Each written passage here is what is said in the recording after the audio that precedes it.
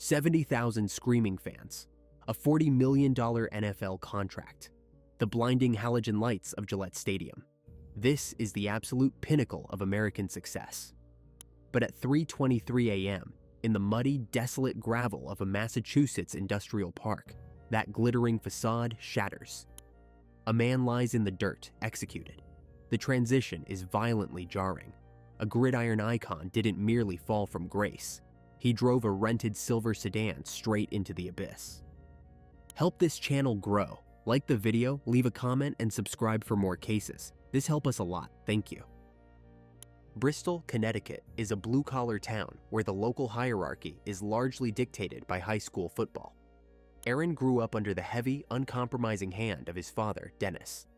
A former athlete and neighborhood legend, Dennis enforced a rigid household code governed by severe discipline and physical punishment. Mistakes were met with immediate, harsh consequences. Aaron learned early to compartmentalize his suffering, projecting a stoic athletic perfection to the outside world while navigating a highly volatile domestic reality. The foundation cracked permanently in January 2006. Dennis entered the hospital for routine hernia surgery, but contracted a lethal infection, passing away suddenly. Aaron was just 16 years old. The loss of his primary source of authority and structure shattered him. He rebelled aggressively against his mother, feeling deeply alienated when she quickly moved into a new relationship. The grieving teenager severed his familial emotional ties, seeking a new brotherhood within the gritty, hyper-masculine street culture of his hometown. Anger became his default mechanism. He began covering his body in heavy ink, a visual armor masking a profound psychological fracture. Despite his internal chaos, his physical talent was undeniable. He was heavily recruited by the University of Florida, stepping onto a campus where elite athletes operated in an insulated reality. The warning signs were immediate and glaring. During his freshman year in 2007, an altercation at a local bar over an unpaid bill resulted in him striking a restaurant employee with enough force to rupture the man's eardrum. He claimed self-defense to the authorities, and the incident was quietly smoothed over by the athletic establishment. Weeks later, he was brought in for questioning in connection with a drive-by shooting in Gainesville that left 2 men wounded at a traffic light. Detectives noted his unnervingly blank, cold demeanor during the interview before he invoked his right to counsel and shut down the interrogation. He failed multiple drug tests for marijuana, yet the football program's protective bubble shielded him from any real-world accountability. He absorbed a dangerous, lifelong lesson. Exceptional talent pardoned all sins. By the time the 2010 NFL Draft arrived, every franchise possessed detailed dossiers on his troubled background. A player of his caliber should have been a guaranteed first-round selection. Instead, teams passed on him repeatedly, citing severe character concerns and erratic, aggressive behavior. He endured a humiliating wait, watching his peers get drafted while he plummeted to the 4th round before the New England Patriots finally took a calculated risk. The organization believed their notoriously disciplined locker room culture could tame the turbulent prospect. On paper, the gamble paid off brilliantly. By age 22, he was catching touchdown passes in the Super Bowl. He secured a $40 million contract extension, cementing his status as a cornerstone of an athletic dynasty. He purchased a sprawling 7,100 square foot mansion in the upscale, manicured suburb of North Attleboro. From the outside, it was the ultimate American redemption arc, a grieving kid from a tough town who channeled his pain into professional greatness. He smiled for the cameras, delivered measured, polite answers at press conferences, and wore the polished veneer of an elite professional. But the geographical distance from his past was an illusion. The paranoid, hyper-vigilant street mentality he cultivated as a traumatized teenager only intensified with his newfound wealth. The pristine locker rooms and corporate sponsorships masked a man actively financing his old, dangerous allegiances. He was an apex predator on the gridiron, and the psychological boundaries between the brutal game and his everyday reality were rapidly dissolving. Odin Lloyd was everything Aaron pretended to be, authentically grounded in his own skin. A 27-year-old linebacker for the semi-pro Boston Bandits, Odin played purely for the visceral love of the hit. He spent his days working grueling manual labor for a local landscaping company just to pay his bills, a reality far removed from chartered team jets and stadium luxury suites. Their disparate worlds collided through domestic proximity. The NFL star was engaged to his high school sweetheart, Cheyenne Jenkins. When Cheyenne's sister, Shania, began a romantic relationship with Odin, the millionaire athlete and the landscaper were suddenly thrust into the same tight familial orbit. Initially, the dynamic was functional, if not entirely equal. Odin provided a highly reliable connection for the premium marijuana Aaron consumed in staggering quantities to manage his chronic physical pain and psychological unrest. They frequented exclusive nightclubs together, navigating VIP sections as a unit. To Odin, Aaron was a superstar peer who had beaten the odds. To Aaron, Odin was a convenient utility, a tether to the gritty street culture he utterly refused to abandon. But the manufactured domestic tranquility of the sprawling North Attleboro estate was quietly suffocating the tight end. Sharing a home with his fiancée and their newborn daughter required a level of emotional presence and baseline stability he simply did not possess. To manage the immense cognitive dissonance between his strict corporate athletic obligations and his deeply ingrained street mentality, he constructed a physical boundary. He signed a lease on a secret apartment in neighboring Franklin, a pristine two-bedroom unit completely detached from his heavily scrutinized public identity. This was the Flophouse. It was a sterile, shadowy sanctuary where the athlete could entertain out-of-town associates, consume heavy narcotics away from the eyes of the team's security apparatus, and stockpile an ever-growing arsenal of unregistered firearms. The Franklin apartment represented the darkest corners of his mind made physical. Black duffel bags sat in the corners, heavy with ammunition and high-capacity magazines. Weapons were stashed under mattresses and tucked into bathroom cabinets. He meticulously compartmentalized his existence, moving seamlessly between mandatory morning film sessions at the Patriots facility and the dimly lit, smoke-filled rooms of his secondary residence.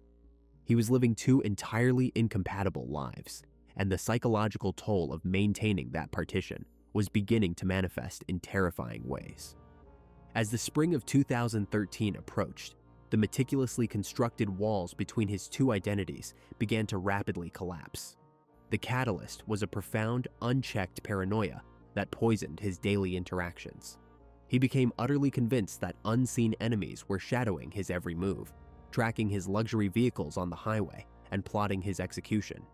He authorized the installation of an elaborate 14-camera commercial surveillance system around the perimeter of his suburban mansion, turning the property into a fortified compound. He obsessively monitored the high-definition feeds from his smartphone, watching the empty driveway for hours. His behavior in public became wildly erratic. He refused to sit with his back to the door in restaurants, constantly scanning the room for threats. He carried a loaded .45 caliber handgun, concealed in his waistband to upscale Boston lounges, terrified of a phantom menace that lived entirely inside his own deteriorating neurochemistry. He felt entirely isolated, trusting absolutely no one, not his teammates, not his coaching staff, and increasingly not his own inner circle. In his distorted, hyper-vigilant reality, unconditional respect was the only currency that mattered, and any perceived slight was instantly magnified into an unforgivable, lethal betrayal. Odin occupied a uniquely dangerous space in this fractured landscape. Because of their shared social circles and late-night excursions, he witnessed the unraveling firsthand. He saw the weapons cache in the Franklin apartment. He experienced the sudden, drug-fueled mood swings that could turn a celebratory evening into a tense, silent standoff. The fatal breaking point materialized during a weekend out at a crowded Boston nightclub. Through the pulsing lights and heavy bass, Aaron observed Odin exchanging casual greetings with a specific group of men across the room. In a healthy, rational mind, this is a meaningless social interaction. In Aaron's paranoid, fractured psyche, it was a blatant act of treason. He believed those specific men were affiliated with rivals who had disrespected him in the past. The internal logic was deeply twisted. If Odin was speaking to his enemies, Odin was actively conspiring against him. The NFL star stewed in a silent, simmering rage for the remainder of the night. He felt profoundly disrespected, exposed, and vulnerable. The uncompromising, violent code he idolized demanded immediate retaliation for such disloyalty. The landscaping semi-pro player had unwittingly crossed an invisible line drawn by a man rapidly losing his grip on reality. A man who had already decided that the penalty for this infraction was absolute. The logistics of premeditated murder require a specific, cold-blooded focus. June 16, 2013 was Father's Day. While the rest of the country celebrated, the multi-million-dollar tight end was actively laying the groundwork for an execution. He understood that his fleet of custom luxury SUVs, the white Chevrolet Suburban, the matte black Audi, were far too conspicuous for what he had planned. He needed something invisible. Earlier in the week, he had visited a corporate car rental agency in Rhode Island, bypassing the high-end options to select a generic silver Nissan Altima. It was a phantom vehicle, the kind of mid-sized sedan that blends seamlessly into the endless flow of highway traffic, leaving no imprint on the memory of passing motorists or casual witnesses. With the transportation secured, he required manpower. The athlete reached out to his hometown of Bristol, summoning two men who operated entirely outside the polished corporate sphere of professional sports. Ernest Wallace and Carlos Ortiz were street-level associates, individuals conditioned to follow orders without questioning the underlying rationale. He directed them to drive up to his Massachusetts compound immediately. The collision of his two worlds was now absolute. The pristine suburban mansion, equipped with a movie theater and an infant's nursery, served as the staging ground for a hit squad. As evening fell, the digital trap was set. Using his heavily monitored smartphone, the athlete began texting Odin Lloyd. The tone of the messages was deliberately casual, masking the lethal intent behind a facade of weekend camaraderie. He suggested they link up, indicating a plan to hit the Boston nightlife. In Dorchester, miles away from the sprawling North Attleboro estate, Odin read the messages and began to get ready. He anticipated a standard evening of VIP tables, loud music, and free-flowing alcohol, alongside a man he considered a friend and a peer. He trusted the man who was practically his brother-in-law. Odin put on a dark shirt, pocketed his wallet, and waited for his ride, completely unaware that the digital breadcrumbs of their communication were cementing a timeline that investigators would soon dissect minute by minute. The silver Nissan Altima began its journey north toward the city. The tension inside the cabin was palpable. This was not a party run. The vehicle was operating as a rolling containment unit.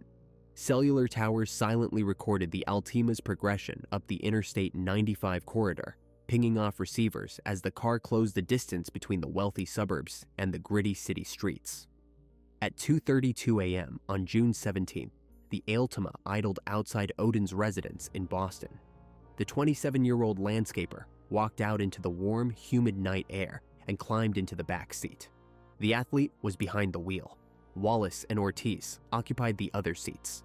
The heavy doors slammed shut, the automatic locks engaged, and the atmospheric shift within the vehicle was immediate and suffocating. There was no music. There was no discussion of which club they were heading toward. The Altima simply merged onto the Massachusetts Turnpike and accelerated south, pointing back toward the dark, isolated stretches of the outer suburbs. The pacing of the night abruptly accelerated. Highway street lamps flickered across the windshield in a rapid, hypnotic rhythm. Odin was trapped in a moving metal box with three silent men. The paranoia radiating from the driver's seat was a physical weight in the confined space. The athlete's eyes constantly checked the rearview mirror, his jaw clenched, his hands gripping the steering wheel with white-knuckled intensity. The route they were taking made absolutely no geographical sense for a night out in Boston. They were driving into the void. Odin's internal alarm bells finally shattered the illusion of a social outing. He recognized the landscape shifting from urban density to sparse wooded stretches. The danger was sudden and absolute. Operating purely on a desperate instinct for survival, he pulled out his cell phone. He could not make a call without triggering an immediate, violent reaction from the men surrounding him. Instead, he relied on text messages. At 3:07 a.m., he messaged his sister. He asked if she had seen who he left the house with. She was asleep, her phone resting quietly on a nightstand, completely unaware that her brother was documenting the final moments of his own life. 4 minutes later, Odin sent a follow-up text, explicitly identifying his company. He typed out the letters NFL.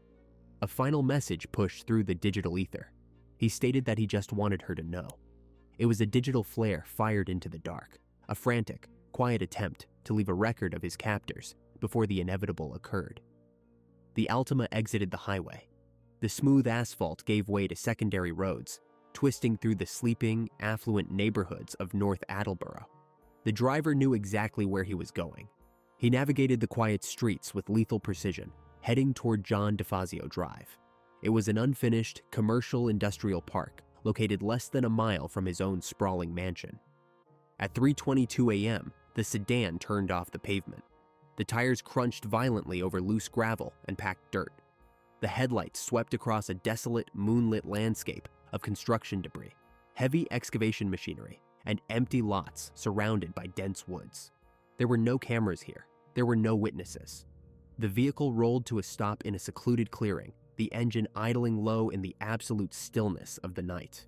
The execution was mechanical, frantic, and devoid of hesitation. The doors opened.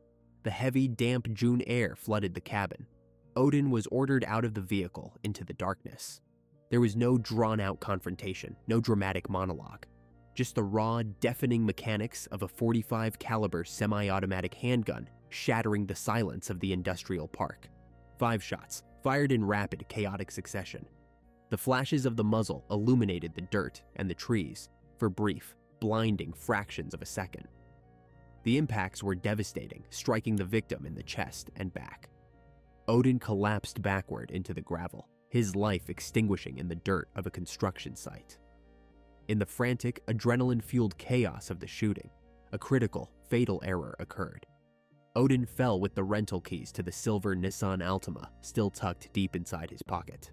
The shooter scrambled back into the vehicle. The engine roared. The Altima reversed violently, its tires spinning and spitting a shower of rocks and dirt into the brush. The car sped out of the industrial park, leaving the broken body behind. Less than 2 minutes later, the silver sedan pulled through the iron gates of a multi-million-dollar compound. High-definition security cameras mounted on the eaves of the mansion captured the athlete walking calmly through his own front door, a firearm clearly gripped in his left hand, stepping back into a world of ultimate privilege just moments after stepping out of a slaughter. The humid afternoon of June 17th brought an oppressive, stagnant heat to the region. At approximately 5:30 p.m., a teenage jogger charted his usual route through the unfinished, quiet lots of the John DeFazio Drive Industrial Park. The area was a desolate expanse of packed dirt, overgrown brush, and idle excavation equipment, a place entirely devoid of foot traffic. As the runner passed a secluded clearing, his eyes caught an unnatural shape resting in the gravel. At first glance, he assumed it was a local transient sleeping off a heavy weekend. But as he drew closer, the sharp, metallic odor of turned earth and drying blood overwhelmed the smell of the surrounding pine trees. The awkward, rigid angle of the man's limbs dispelled any illusion of sleep. The teenager stopped entirely, his pulse hammering against his ribs, and pulled out his phone to contact emergency services. The transition from a quiet suburban afternoon to an active homicide scene was rapid and absolute. North Attleboro patrol cruisers flooded the dirt access road, their tires kicking up thick clouds of dust that hung heavy in the muggy air. First responders immediately cordoned off the brush with yellow tape, establishing a strict perimeter around the clearing. Crime scene technicians arrived shortly after, beginning their methodical, sterile documentation of a brutal execution. The victim was lying face up. Rigor mortis had firmly set in, anchoring his body to the gravel. Forensics documented multiple entrance wounds, devastating close-range trauma to the chest and back that indicated a highly localized and aggressive assault. The physical evidence scattered in the dirt told a clear, violent story. Investigators logged 5 brass .45 caliber shell casings gleaming dully in the late afternoon sun.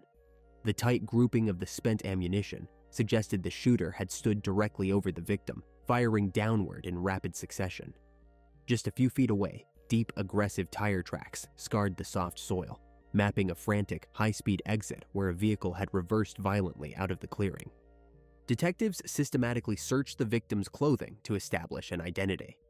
In his back pocket, they retrieved a wallet containing a Massachusetts driver's license. The deceased was identified as Odin Lloyd, but it was the contents of his front pocket that transformed a tragic, isolated homicide into an international spectacle. A technician pulled out a set of standard electronic car keys attached to a corporate rental agency fob.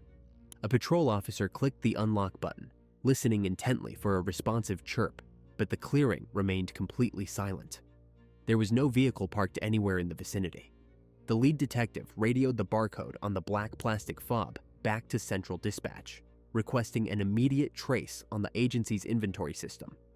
Minutes passed in the sweltering heat of the industrial park before the radio crackled back with the registration data. The response landed with the weight of an anvil. The keys belonged to a silver Nissan sedan. The active rental agreement was registered exclusively to Aaron Hernandez. The gravity of the investigation instantly shifted. Law enforcement was no longer just working a gang-related execution. They were actively investigating the most famous, heavily scrutinized resident of their town.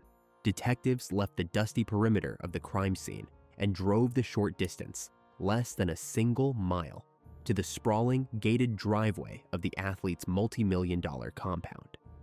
Plainclothes officers approached the heavy wooden double doors of the estate. The tight end answered the knock.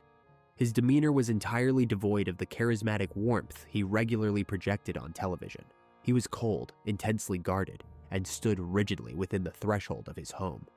When investigators informed him they were looking into a death connected to a vehicle rented in his name, his face remained a blank, stoic mask. He firmly declined to answer any inquiries, directing the detectives to contact his legal counsel before retreating back into the air-conditioned safety of his fortress and deadbolting the door. By the following morning, the scanner chatter had inevitably leaked to local and national news outlets. The quiet, insulated airspace of the affluent suburb was suddenly fractured by the heavy, chopping rhythm of news helicopters circling the mansion in continuous loops. Satellite trucks paralleled parked along the pristine sidewalks, transforming the manicured streets into a chaotic media encampment. Neighbors, accustomed to seeing the gridiron star casually walking his dogs or pulling out of his driveway in a luxury SUV, stood on their front lawns in absolute disbelief.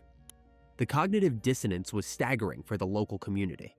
This was a wealthy, highly secure enclave where crime was virtually non-existent. The residents struggled fiercely to reconcile the polished image of the philanthropic sports icon with the grim, surreal reality of an active homicide unit processing evidence on his front lawn. Whispers and rampant speculation swept through the neighborhood like a contagion. As reporters aimed their telephoto lenses at the drawn blinds of the expansive property, the myth of the hometown hero began to rapidly, publicly crumble, replaced by the terrifying realization that a predator had been living quietly among them. The initial phase of the homicide investigation slammed into an impenetrable, heavily financed wall.